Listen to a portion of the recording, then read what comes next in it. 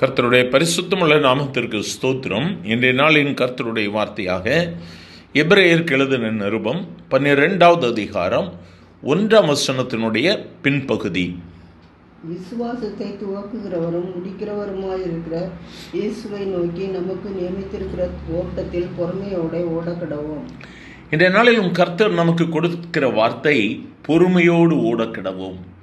கர்த்தர் நமக்கென்று சொல்லி ஒரு ஓட்டத்தை நியமித்திருக்கிறார், ஒரு பாதையை நியமித்திருக்கிறார். அந்த பாதையிலே நாம் பொறுமையோடு கூட ஓட வேண்டியது அவசியமாக இருக்கிறது. இந்த பொறுமையோடு ஓடும் பொழுது நாம் என்னெல்லாம் செய்யணும்னு சொல்லி அதற்கு முந்திய பகுதிகள் சொல்லுகிறது, வேதம் சொல்லுகிறது, பாரமான யாவற்றையும் நம்மை சுற்றி நெருங்கி நிற்கிற பாவத்தையும் தள்ளிவிட வேண்டும். பாரமான எல்லாவற்றையும் நெருங்கி நிற்கிற பாவத்தையும் நாம் தள்ளிவிட்டு நம்முடைய நம்பிக்கை அல்லது விசுவாசத்தை துவங்குகிறவரும் முடிக்கிறவருமாகிய இயேசுவை நோக்கி பந்தய பொருளுக்காக இலக்கை நோக்கி தொடர கடவோம். எனக்கு அருமையான தெய்வ பிள்ளையே, கர்த்தர் இந்த நாளிலும் நம்முடைய வாழ்வில் பொறுமையோடு கூட விசுவாசத்தின் பகுதியிலே நம்மை முன்னேறி செல்ல அவர் நமக்கு ஆலோசனை கொடுக்கிறார். பாரமான காரியங்களை கண்டு நம்மை சூழ்ந்து நிற்கிற அநேக சம்பவங்களை கண்டு நீங்கள் அஞ்சி விடாதபடிக்கு, சோர்ந்து போகாதபடிக்கு கர்த்தர் என் பட்சத்தில் இருக்கிறார், அவர் எனக்கு நன்மை செய்வார் என்று சொல்லுகிற நம்பிக்கையோடு கூட மேகம் போன்ற திரளான சாட்சியங்களை நாம் நமக்கு முன்பதாக வைத்திருக்கிறோம்ல, அதை பார்த்து நாம் இயேசுவை நோக்கி ஓட கடவோம். இயேசுவை நோக்கி ஓடும் பொழுது அவர் நமக்கு விடுதலை கொடுப்பார்.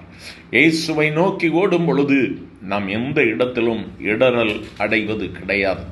கர்த்தரை நோக்கி பார்த்த முகங்கள் பிரகாசம் அடைந்த வண்ணமாய் இன்றைய நாளிலும் அவரை நோக்கி நாம் ஓட ஆரம்பிப்போம். விசுவாசத்தை துவங்கினவர் அவர், அவரே நம்மை வழி நடத்துவார். எத்தனையோ பாடுகள், போராட்டங்கள், நெருக்கி வருகிற பாரங்கள் என்று சொல்லி பல காரியங்களை நினைத்து சோர்ந்து போயிருப்பீர்களானால் இந்த நாளிலும் பாரமான எல்லாவற்றையும் உதறி தள்ளிவிட்டு, இயேசுவே உம்மை நோக்கி வந்திருக்கிறேன்ப்பா, உங்கள் பிள்ளை வந்திருக்கிற ஆண்டவரே விடுதலை தாங்க என்று சொல்லி இயேசுவை நோக்கி கூப்பிடுவீர்களானால் இந்த இயேசு விடுதலை கொடுப்பார். இயேசு விடுதலை கொடுப்பது மட்டுமல்ல, அவர் நடக்க வேண்டிய பாதையை உங்களுக்கு சொல்லிக் கொடுத்து கரம் பிடித்து வழி நடத்துவார்.